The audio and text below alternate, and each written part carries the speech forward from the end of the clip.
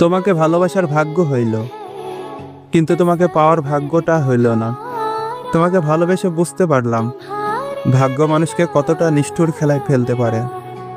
আমি সবসময় ভেবেছিলাম তুমি আমার হবে।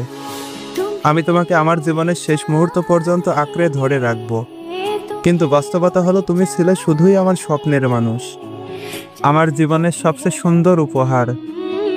অথচ সেই উপহারটাকেই আমি কোনোদিন আমার হাতে পাইনি। ভালোবাসার মতো অমূল্য একটা অনুভূতি আমি পেয়েছি, কিন্তু সে ভালোবাসার শেষ পরিণতি আমি পাইনি।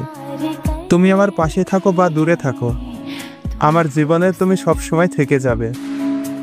ভালোবাসা শুধু পাওয়ার নাম না, ভালোবাসা মানে হলো কাউকে নিঃস্বার্থভাবে চিরদিনের জন্য ভালোবাসতে পারা।